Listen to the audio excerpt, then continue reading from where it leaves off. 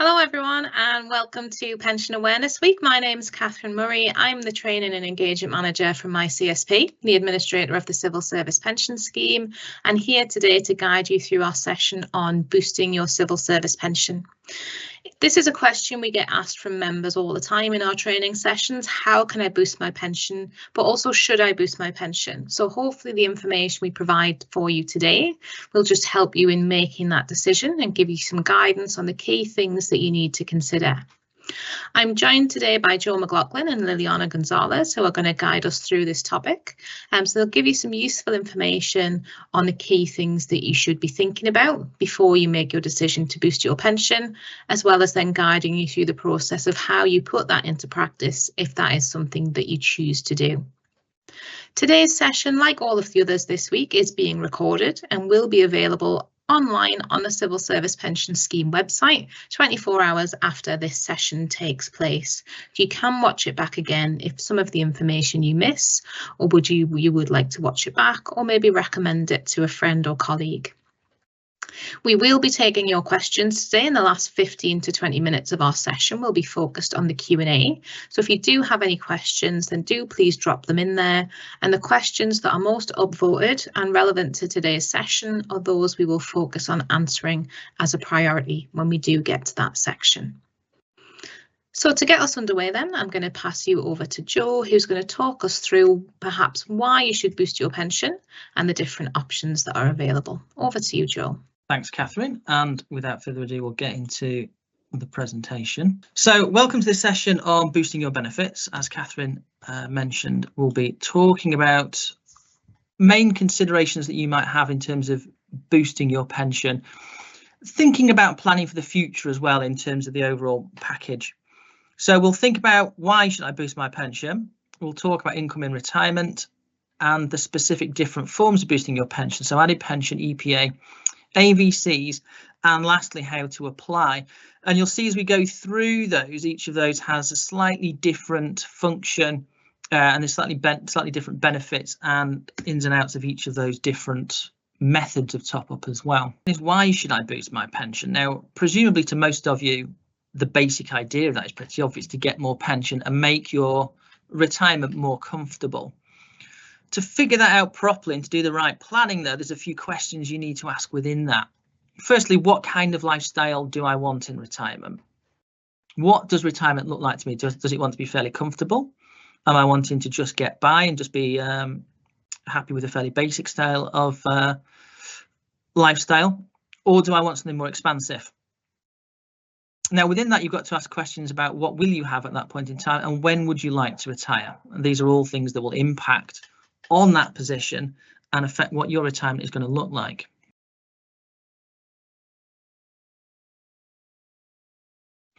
So retirement income, what do I need? Now, in many ways, this is the big question. Now, figuring that out is obviously quite personal and unique to each person, and it will vary person for person. There is a group called the Retirement Living Standards that do regular studies into this and each year publish updated figures on what kind of income a pensioner might need. And they provide various estimates at different levels of income, different styles of retirement, I should say, and both for single and couples. Now, they do take account of things like living in London. And if you look at their website, you'll see quite a detailed breakdown of what each of those brackets involves. It's not something we're going to go through on here, partly because we'd be here all day. But Retirement Living Standards do have a lot of information on that website. And that's a great place to start thinking about what I might need. Even if your personal income doesn't match up quite with their examples, it will give you prompts about the kind of things that you need to consider and what kind of things may impact on your retirement and your needs in the future. Now, of course, once you've got an idea about what you think you're going to need to live on, you need to then think about what have I actually got? And there's a few different things, therefore, you'll need to check in on. Firstly, checking your current benefits. Now, if you've registered for the pensions portal, you'll be able to see your annual benefit statement each year online. That will show you where your pension is currently up to. Do bear in mind this year as well, it will be reflecting McLeod remedy options as well, so it'll be showing you your value as if you'd been in your old scheme all the way through until 2022. If you're not sure about that, there's more guidance on the web pages about annual benefit statements that will explain that in more detail. Now, that will show you where you're up to. You can also use the retirement modeler that's available online to estimate where that is going in the future. And the modeler will let you project those benefits into certain dates in the future of your choice. And you can use that to get a feel for where your pension is heading. They won't be exact. We don't know what you'll be earning in, say, 2 or 3 years' time. It'll be using figures as now. The further ahead you project, the more that's having to do. The nearer you get to retirement, the more accurate those figures are likely to be. But it's a great place to start thinking about where your income is going to be up to. You'll also, though, need to consider any other benefits that you've got. Now, that might be your state pension. The government does provide through gov.uk web pages where you can check your state pension forecast to make sure it's what you're expecting and where you're up to. You may have other things like private pensions or other forms of savings as well, and you'll need to take those into consideration as well. Private pensions in particular, keeping a track of those, when they're due to be paid, what they might be worth. And if you've lost track of old pensions that you might have had, the government do offer a free pension tracing service as well that can help you track those down.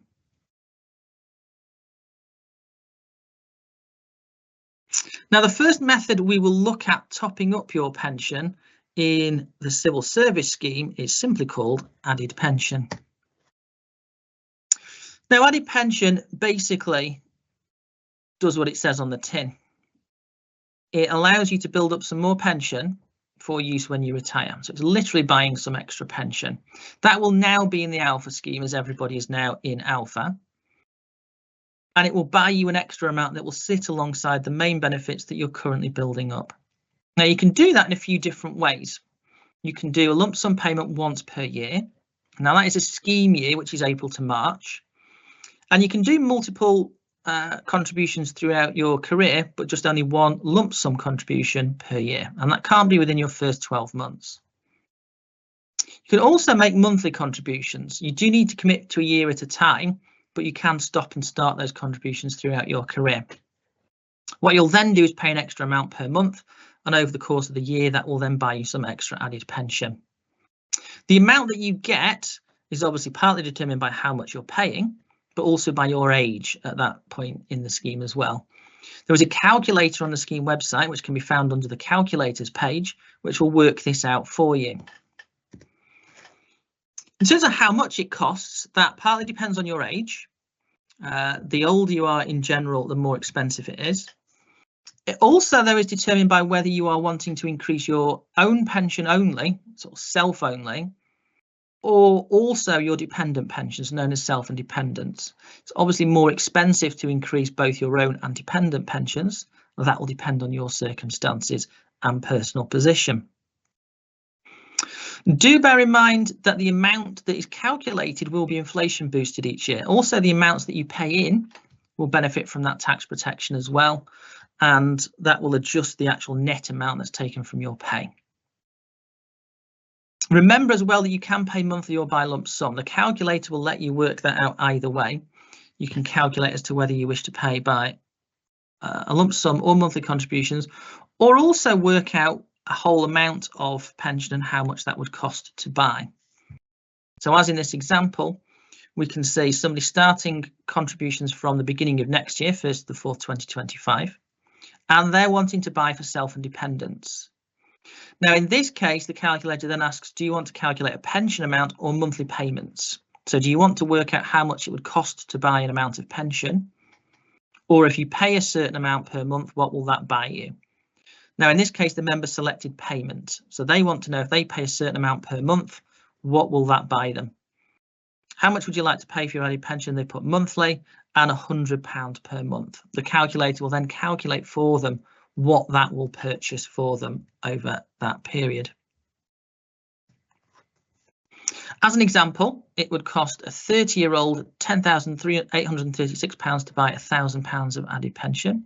It would cost a 40-year-old £12,431 to buy £1,000, or a 50-year-old £14,700. Do bear in mind the actual amounts that will be taken will be subject to tax. So if you're paying that as a lump sum, you'll be able to claim some tax back from that. Also bear in mind that £1,000 of added pension per year will be inflation proofed.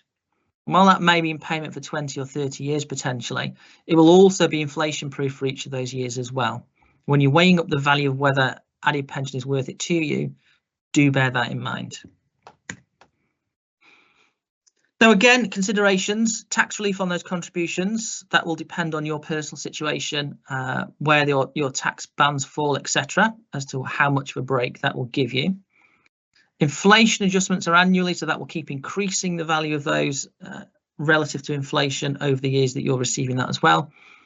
And if you do claim your pension early, that will affect the amount of pension bought, both from your main pension and from any added pension that you've bought as well.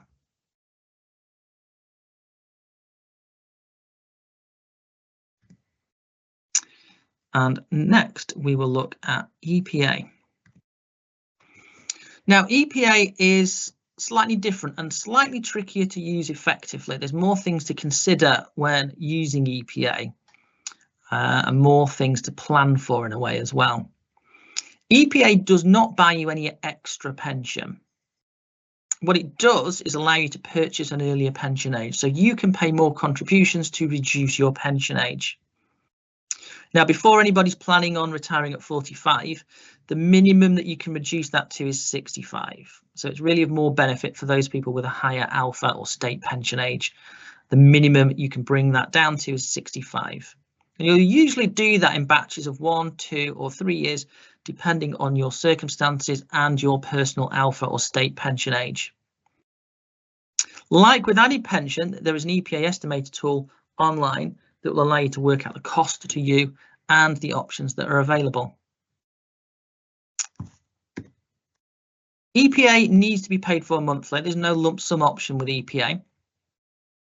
And therefore you do need to commit to a scheme year at a time. So you'd want to apply around about January, February to have that in place for the following April. Please note again, EPA does not buy you any extra pension for that year, but it does mean the pension you earn in that year is then claimable earlier without or with less penalty than you would have had applied otherwise. And as some examples, a 30-year-old earning £25,000 would have to pay an additional 3.6% to buy a -3 EPA, so a -3-year reduction to their pension age. A 40-year-old earning £35,000 would have to pay an additional 4.3% to buy a -3 EPA. And a 50-year-old earning £45,000 would have to pay an additional 3.5% to buy a -2 EPA. So the age you are, the earnings that you have, and how big a reduction you want will all affect those values. And we can see an example of the EPA calculator on the right-hand side, showing the date of birth, gender, what your pensionable earnings are, and then the calculator informs us of our normal pension age, which for this member is 67. Underneath, we then select the years that we wish to buy, and it will give us the figures applicable.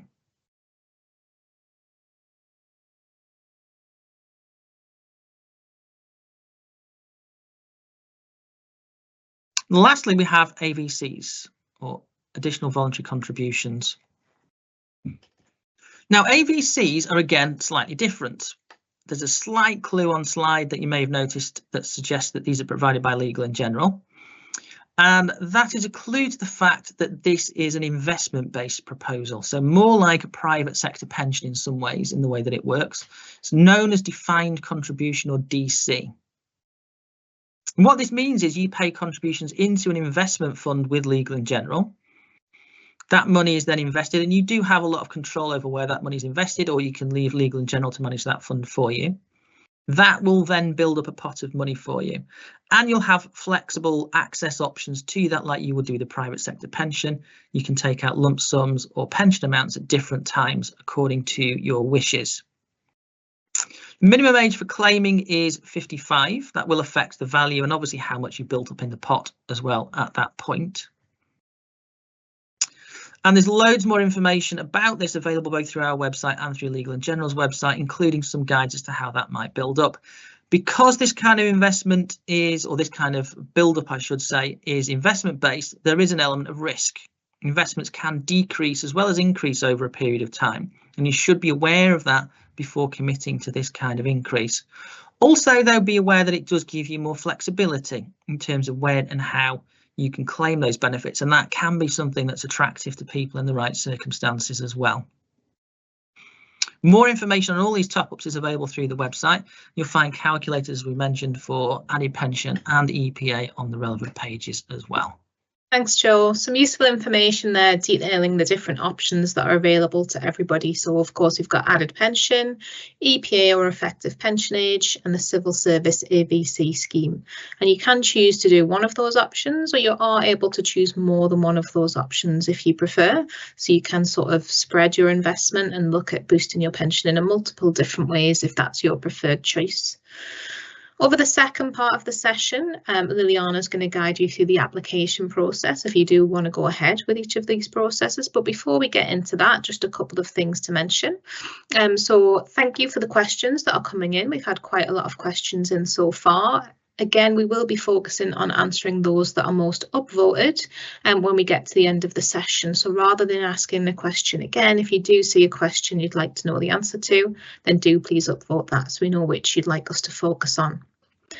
Other than our Pension Awareness Week sessions running this week, every week of the year we do deliver our Pension Power sessions, which are to much smaller groups of people. It's a 1-hour session that's designed to give you an overview of the civil service pension scheme. So if you do feel like you need a refresher or would like more information on how your pension benefits are calculated and would like to have some questions answered, then would recommend that you sign up for one of those sessions as well.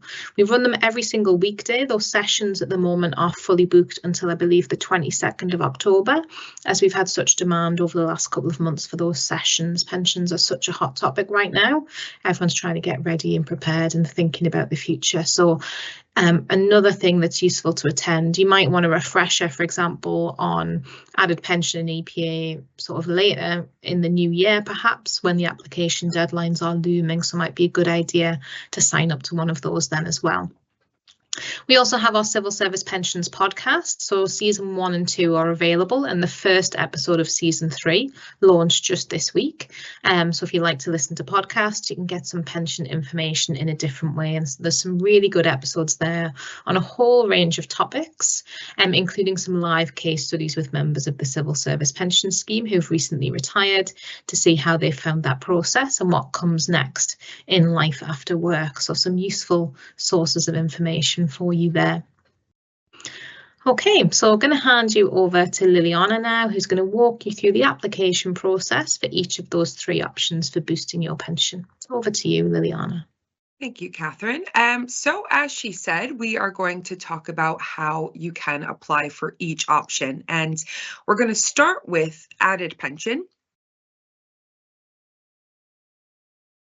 So to apply for added pension, the contributions do have to start from the 1st of April. So the deadline, if you'd like to purchase it through monthly contributions, is usually in early March. And you can find the application online. And this is something you can physically fill out online. It's very simple to do. You just go to the website. Go to the added pension page, and it asks you for some information. It asks you for your name, your email address, your national insurance number, and of course, if you would like to add to your added pension option through monthly contributions or a lump sum payment. So again, you'll decide how much you want to contribute. So as Joe said, completing the calculator is a really good decision to make before you make the application, because you want to make sure you know what you're contributing. And you can do it for any length of time. So you can do it until you give written consent to do otherwise, or you can do it for a year, a set number of years. The choice is yours. So if you do want to do the application online, again, you want to dictate if you want to buy the added pension for yourself or yourself and dependents, because again, as Joe mentioned, the cost does differ, because again, if you're purchasing it for yourself only, the cost is usually cheaper, where if you want it for yourself and your dependents, that added pension would be used in the calculation for any dependent pensions for a spouse, partner, or children as well. So in terms of how much you contribute, the application also asks if you want to do monetary amount, so you can pick a pound amount, or you can pick a percentage of your salary to put towards added pension every month. Again, you make that decision. So again, that's all done online. You physically just submit the form online and that comes directly to us, so we know what your options are. And again, those deductions monthly would start from the 1st of April. So that is the application process for the monthly contributions. If you do want to purchase added pension via a lump sum, again, this is done once a year. So the deadline for this is slightly earlier. The deadline's usually the beginning of February. So if you do want to purchase via a lump sum, again, you complete that form online. We ask for your details in terms of your name, national insurance number, and how much you want to pay. So again, you want to complete the calculator so you know what you're paying and what you would be getting in terms of added pension for that amount. And if you do want to purchase added pension via a lump sum, this can only be done once you've been in service for at least 12 months. So this can be done once a year, so you can make lump sums payments every year if you wish, or again, it's, you know, if you do want to do those monthly contributions, you can as well. But again, applying for added pension, very easy. Just go onto the website, go to the dedicated added pension page, and the application form you could submit directly online. So again, EPA is purchasing that earlier pension age for Alpha. So again, when you're doing EPA, you're paying extra contributions over the course of a scheme year to take that pension and put it into a pot that's payable earlier. So again, the contributions do have to start from the 1st of April because, of course, that is the beginning of our scheme year. So with EPA, unlike added pension, something I should have mentioned before about added pension is if you do want to stop your contributions midway through a year with added pension, you know, for whatever reason you want to stop the contributions, you can. But with EPA contributions, you do have to commit to those for at least 12 months. So if you stop your contributions midway through the year, they will cease after the 31st of March that following year. So you do have to dedicate at least 12 months at a time to this option because, again, you are paying extra to take that year's worth of pension earlier. So the deadline is around the added pension deadline. It's usually the beginning of March. So if you do want to do EPA, again, we highly recommend that you use the estimator. That estimator will tell you what contributions you would pay based on your option, either -1, 2, or 3. And again, those contributions would come from your pay directly. Now, again, the deadlines are published usually, I would say, the middle of December. So the deadlines for added pension, EPA, the limits, those are usually communicated in December. So you should know and have enough time to plan and get your application in good time. But again, just like added pension, the EPA application is online, and again, it's a physical online form. It asks you for your details again, and whether you want to start EPA from the 1st of April, or if you're brand new to the scheme, you can backdate your EPA contributions to your first day of service as long as you apply within 3 months. So again, if you're brand new to this scheme, you can start EPA from the start and you can backdate those contributions to your first day as long as you're still within your first 3 months of service. So again, it would ask you what your normal pension age is, and if you do want to do a -1, 2, or 3 option. And it does say on the application that you've used the calculator, or you know how much you're paying towards EPA. So when you submit that, you are committing to that payment. So again, highly recommend you use the estimator just so you know what you're paying towards that option. But again, it's online. You go to the EPA page, fill in that application and submit that. And again, you want to do that by the deadline, which is early March. Now, AVCs, unlike EPA and added pension, where the exercises are usually done once a year, again, applications are in February and March, AVCs is different. You can do this at any time. So with AVCs, again, you're choosing to put additional voluntary contributions towards the legal and general scheme. Those contributions are going to be invested, and you determine where those investments go. So as Joe mentioned, legal and general have a finite number of investment funds to choose from that each carry their own level of risk. So you've got low, medium, and high risk investments. And again, you decide where that money goes. So again, additional voluntary contributions is the option to put money towards legal and general directly from your civil service pay. And you can decide how much you want to put in, of course. Now, the application is a physical application. You can still do this online and submit it online, but there's a physical form that you would fill out and submit to your employer. So again, it asks you your details and how much you want to contribute, whether that is a percentage of your pay, or if you want to do a specified pound amount, you can do that either way. So again, you'd fill out the application, give those details, note how much you would like to contribute, and that would go to your employer because your employer would instruct your payroll accordingly, and that money would be deducted from your pay. And the process is usually about 2 months from the time that you apply to your first contributions being taken. Again, about a 2-month turnaround time. But again, this means you're putting additional voluntary contributions towards legal and general directly from your civil service pay. So that is how you do it. Again, on the Civil Service Pension website, go to the AVC page and the application, the link is there. Now, when it comes to contributions that you make towards your pension, your normal pension contributions attract tax relief, but also any additional contributions you make also attract tax relief up to the annual allowance, which I'll revisit in just a moment. But this is an example where a member earns a salary of £60,000 and therefore they pay 7.35% towards their alpha pension. Now their salary post-pension contributions is £55,590, which means £5,320 of her salary falls into that higher 40% tax bracket. So it's, it's up to you, of course. Every decision is personal. Everybody makes their own decisions based on their financial circumstances, based on their needs and wants of retirement. But it is possible to put more money towards your pension and attract that tax relief. So this member could put in the £5,320 that's over into that tax bracket and instead benefit from tax relief on that. So again, you get tax relief for your pension contributions, whether you're just putting towards alpha, if you do added pension, EPA, or AVCs, those contributions, they come first from your pay.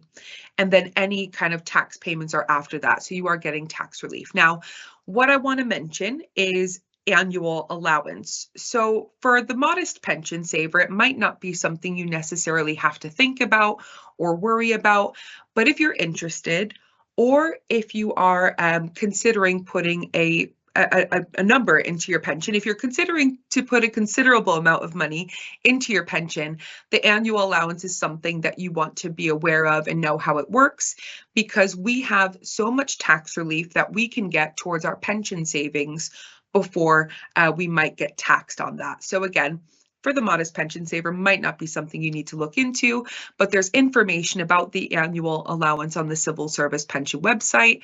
Again, on the website, civilservicepensionscheme.org.uk, there is a search bar in the top right corner. You can type in any keywords and find out about any topics we've covered this Pension Awareness Week. So for example, if you put an annual allowance into that search bar, that page should come straight up. So again, you get tax relief on your pension contributions up to that annual allowance.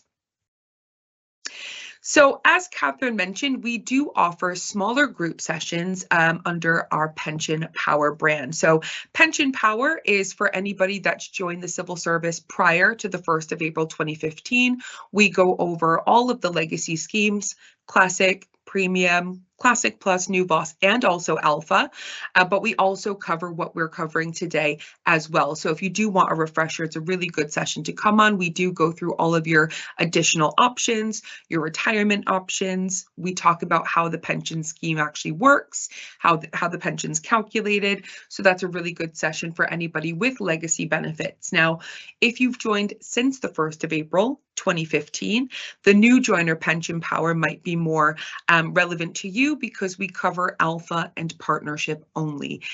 So if you're interested, again, we do go over your top-up options that we've done today, but again, we talk about how alpha works, how partnership works. So a really good session to come on if you've not been on one already. And the Remedy Pension Power session, we have done the Remedy Pension Power, but all of the sessions we've done so far have been fully booked, and we look to put some more on in the new year. So if you want to be one of the first to know when those new sessions go up, you can go to the Remedy Pension Power page on the My CSP website and register your interest. So again, you'll be the first to know once those new sessions go live in the new year. So I hope that's been helpful. I will now pass you back to Catherine for the Q&A. So good information there on the way that we can apply for those 3 different methods of boosting your civil service pension. Of course, worth mentioning that, you know, when you are looking for your savings in retirement, you might have finances that's available from other sources. So some people might have investments elsewhere that they plan to use to finance their retirement. But we're simply giving you the options that are available within the civil service pension scheme, and they do have those benefits associated with it that we've discussed. The tax relief is an important issue. Contributions come directly from your salary, your gross salary, so you do attract tax relief, as Lil explained to us there. So you do feel a greater benefit than, you know, having that money in your pocket, if you like, as you're saving that tax relief there. And tax relief was the most upvoted question that we've had in the Q&A, so I think we've comfortably answered that for you now. So you do get that benefit from tax relief if you are investing in your pension, subject to HMRC's annual allowance, as Liliana mentioned, which is £60,000, and that is how much your pension is able to grow in one tax year. It is quite a complex issue in terms of how it's calculated. In the civil service pension scheme, it does affect a very small percentage of civil service members, so less than 10% of active members or anyone who would need to worry about that, and those tend to be those who are earning on the higher side of things. So it's not a huge issue for a lot of our members, but just worth having a bit of a Google and doing a little bit of research on that topic. If you are looking at putting quite a sizable amount towards an investment in your civil service pension or pension benefits anywhere, as of course any pension benefits will count towards HMRC's annual allowance. Okay, so we've mentioned there are deadlines that approach in the new year for buying added pension and EPA. So if this is something that you are thinking about, it might be that you want to maybe set a reminder in your calendar now for early in the new year, so you don't forget to look at this topic. When we're delivering our pension power and other training sessions, we speak to so many members every year who tell us that they weren't aware of that deadline. And once you've missed it, of course, for added pension and EPA, you've got a whole 12 months to wait if you want to make monthly contributions. So set yourself a calendar reminder now if you think it's something you want to investigate, and have a little bit more of a look at when you've got a little bit of time to make sure you don't miss those deadlines that are coming up, so you can give yourself some time to make that informed choice for your future pension benefits.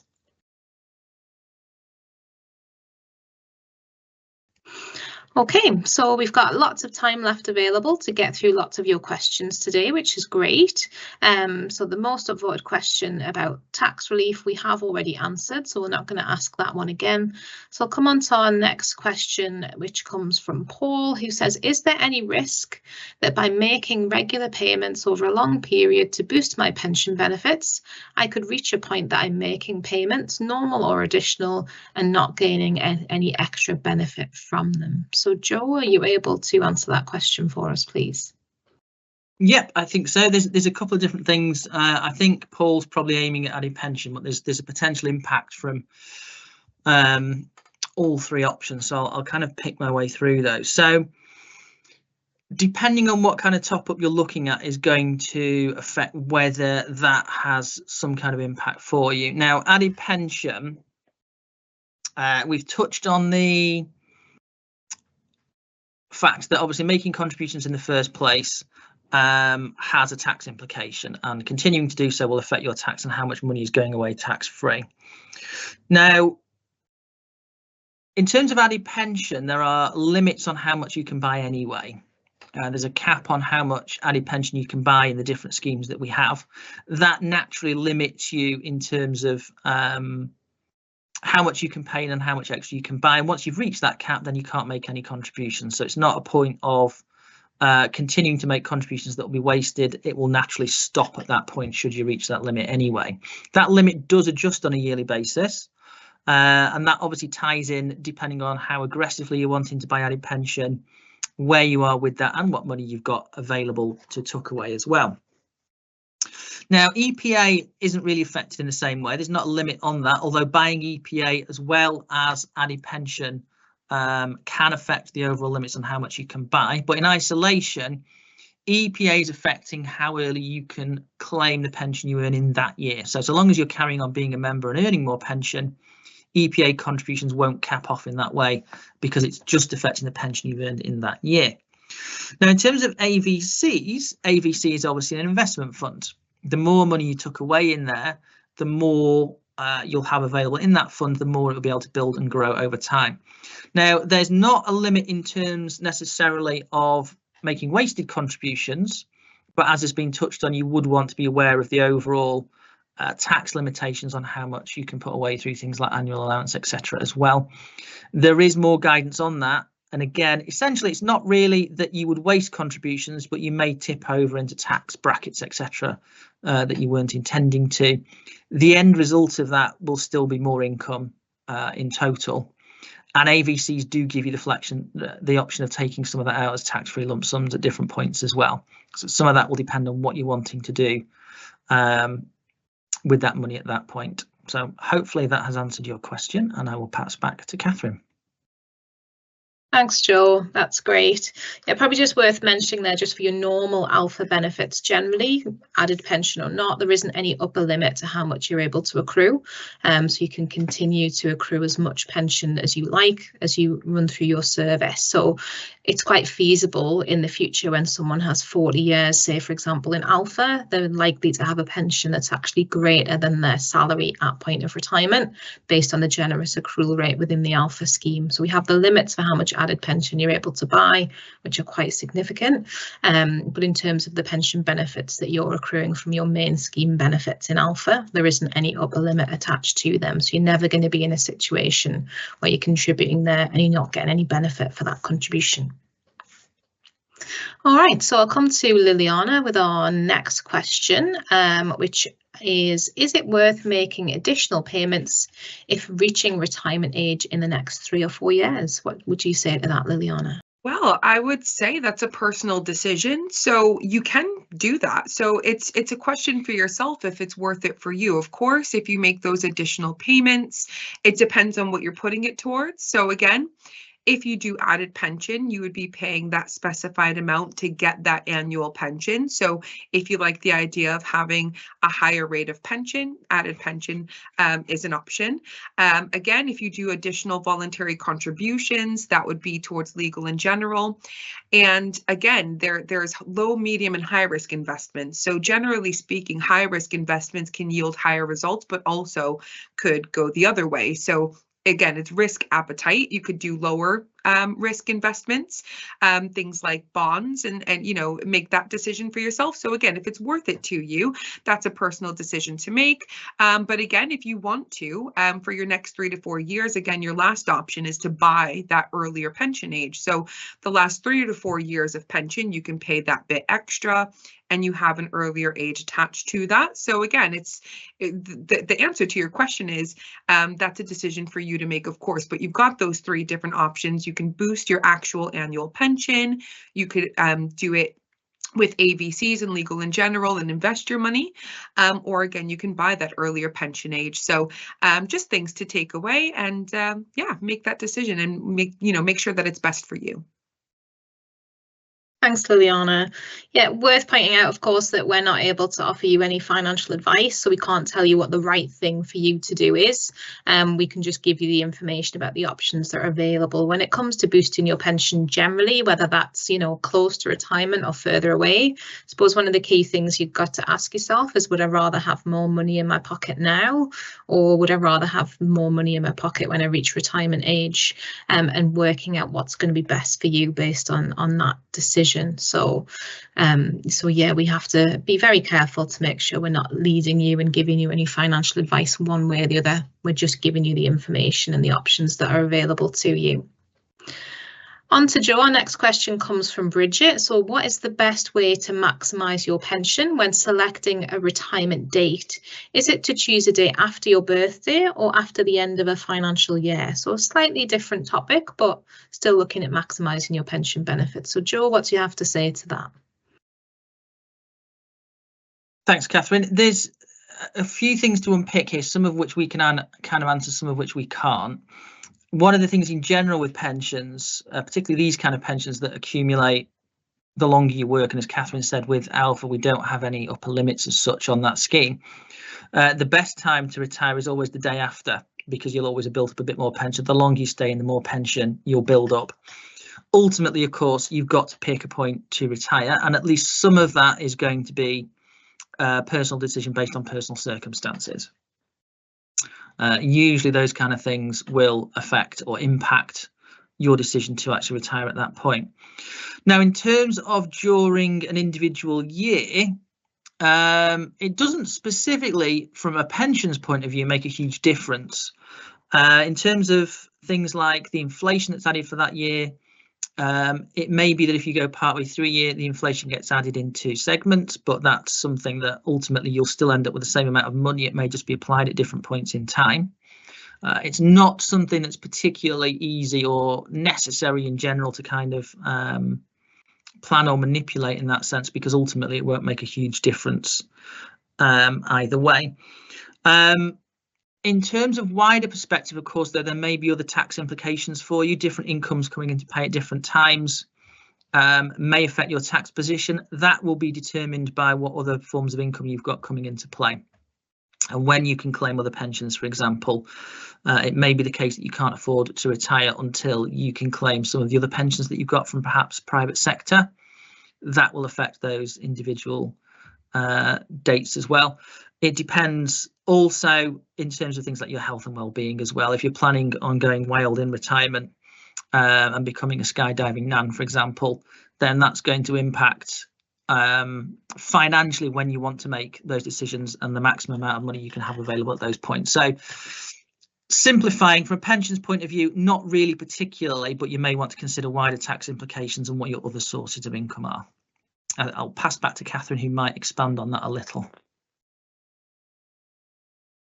Thanks, Joe. Yeah, I think it's just sort of worth saying that we get a lot of questions from members saying when's the best time to retire to make sure they can maximise things.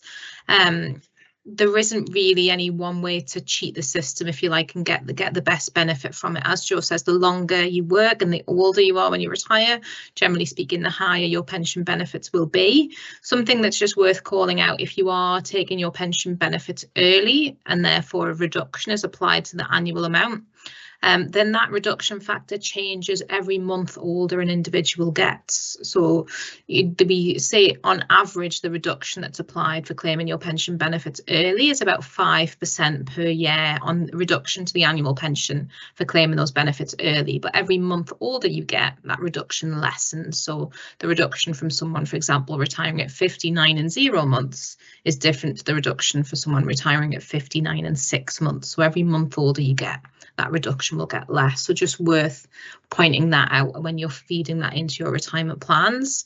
But the other thing to point out on that as well, our retirement modeler works all of those reductions out for you. So you don't need to do that maths yourself. It's all built into the tools that you can use online to help you arrive at your best decisions for retirement.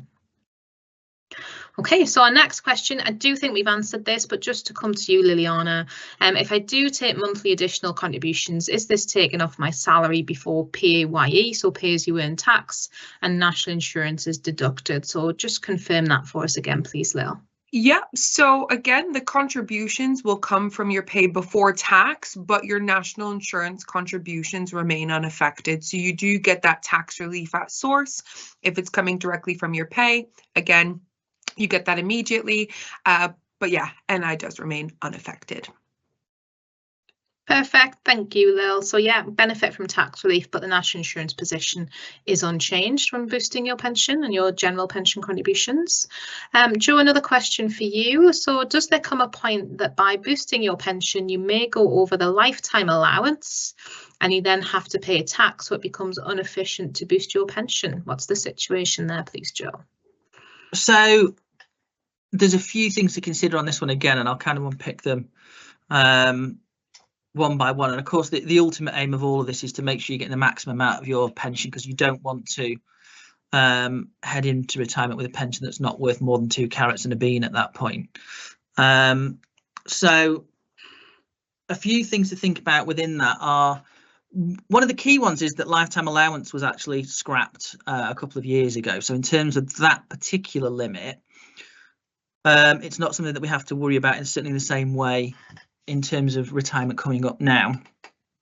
We do need to think about some of the other limits that apply now. As we talked about, Alpha doesn't have a top cap as such in terms of what you can build up, so there's no limit to keep building that pension up in that way. We do need to think about something called annual allowance, which puts a limit on how much we can build up year on year, although the limit to that was increased quite notably from £40,000 to £60,000. So in general, unless there is some particularly big change to your pension for whatever reason, it's not a limit that as commonly affects people now as it did. And of course, you've also got to bear in mind general income tax as well in terms of what you're getting back for your money. That will depend on what you're getting from us specifically, but also, again, potentially what you're getting from other resources, when and how you take that, and if any early payment penalties, etc., are going to apply. For example, if you are wanting to claim your pension particularly early, then boosting its value will mean that although it's reduced, your net will still be higher than it would have been had you not bought that extra.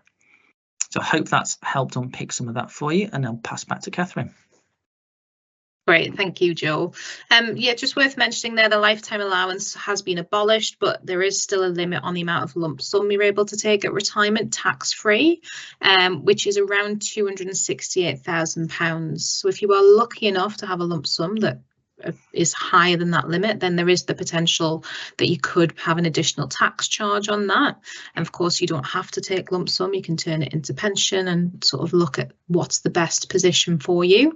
If you are in the bracket of needing to consider your position there for tax purposes, you could still look at purchasing EPA, which of course buys you an earlier pension age, but it doesn't boost the amount of pension you're actually going to receive at retirement. So you can still benefit from tax relief if you're purchasing EPA, and therefore, you know, you're saving tax relief on the contributions that you pay without building up pension benefits that are then going to affect that lump sum limit that's there on the old, what was the old lifetime allowance, but the lump sum allowance that is in place now. So there's still some things to think about there if you are sort of a higher rate taxpayer who's considering how to maximise the tax efficiencies there, then there is some additional things to think about.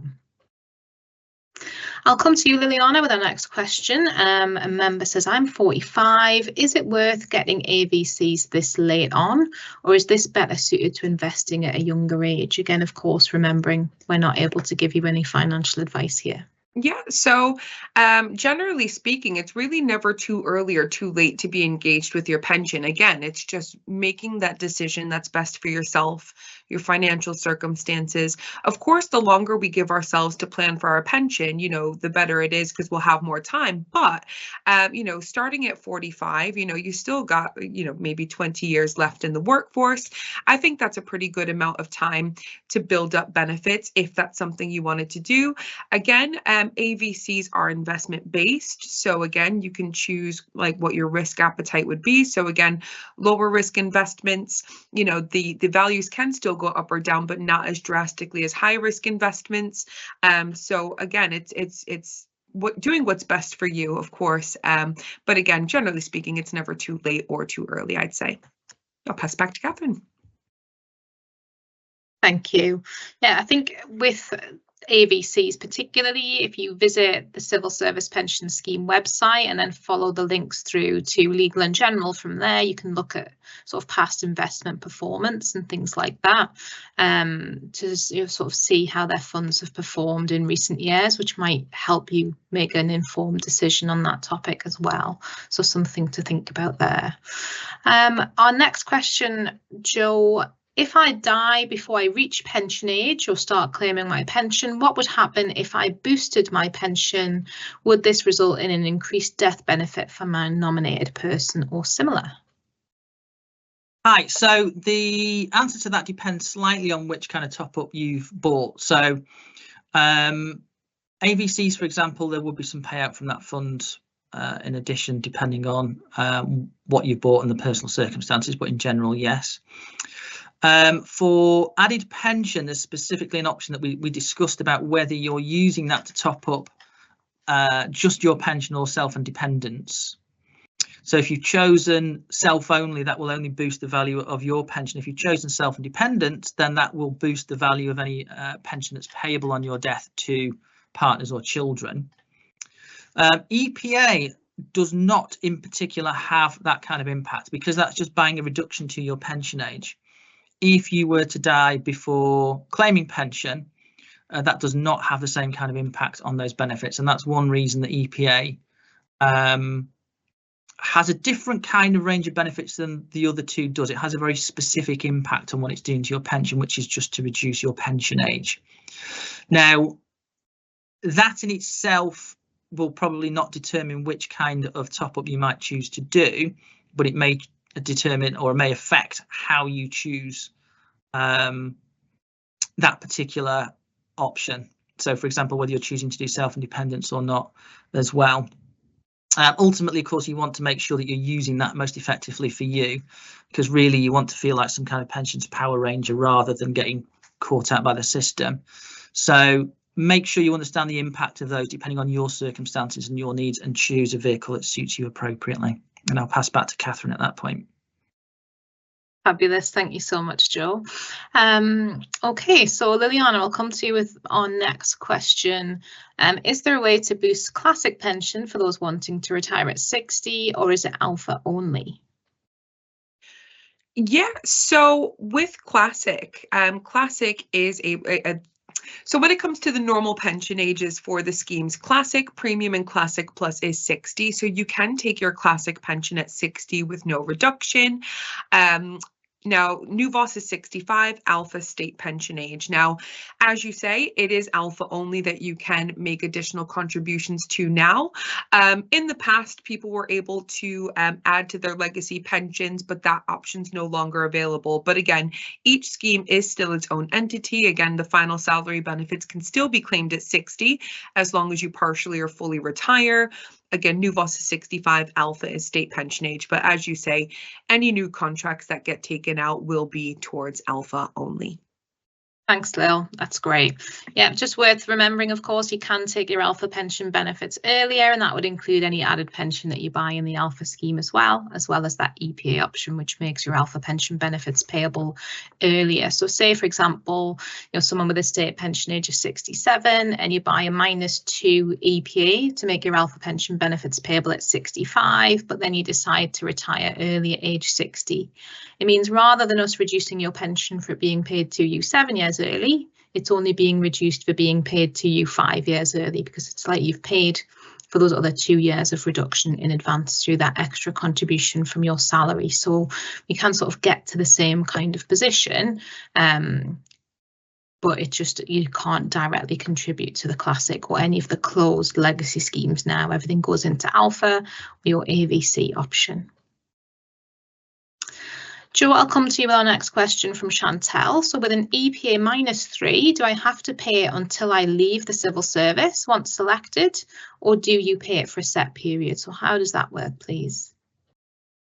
So with EPA, really the key thing to bear in mind is it is affecting the pension that you earn in that year. It's not affecting your other year's worth of pension. So let's say in a bizarre situation, you were in alpha for just 2 years, and for one of those years you paid for EPA -3 and the other year you hadn't. The year's worth of pension you built up where you were buying EPA, you'd be able to claim that year's worth of pension early without penalty, or 3 years early without penalty. The other year you wouldn't. So, and another example, let's say for half of your alpha career, you've paid for EPA and half you haven't. That means you've got 2 different alpha pots effectively, one that is claimable from an earlier date without penalty and one that isn't. Now that can in itself be quite useful if you're looking at things like partial retirement. It may be the case that you want to claim just that portion of your pension early and leave the rest alone till a later date when you're ready to fully retire. But essentially, EPA only affects the year's worth of pension that you earn whilst you are buying for it, and it doesn't automatically affect the rest of your pension. So if you want it to affect all of your pension, you would need to pay for it all the way through. If you're happy for it just to affect a portion of your pension because you've got plans that would suit that, then it will just affect those years. And I will pass back to Catherine. Great, thanks so much, Joe.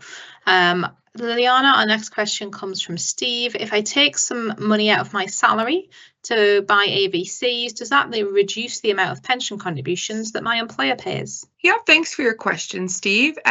So the contributions that your employer puts towards the pension scheme is standard across the board. Your employer pays 28.97% of your pay to the pension. Again, when it comes to your alpha pension, the contributions don't directly relate to the level of benefits that you receive. Again, with alpha, you're getting a pension that's based on how long you work and how much you earn. So the contributions, you know, are irrelevant in that respect. But if you do the AVCs, again, any contributions would be yours and yours alone towards those AVCs. Your employer doesn't top up any of these additional options. Again, your employer will pay towards alpha or they'll pay towards the partnership pension. But again, any additional contributions you make, whether it's AVCs, added pension, or EPA, those contributions are yours and yours alone. So I hope that helps, and I'll pass it back to Catherine. Perfect. Thank you, Lil.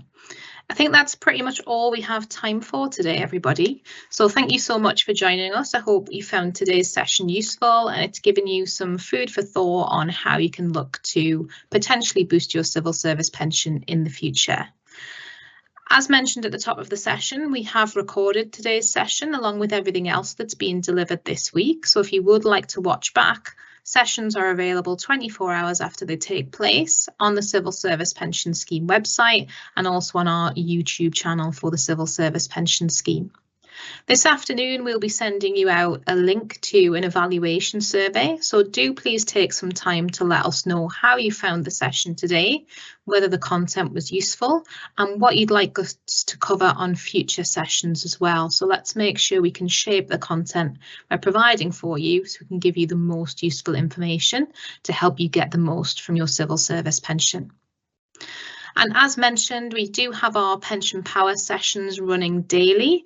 If we haven't got to your question today, then we do take questions on those sessions as well, and they are run to much smaller groups of people.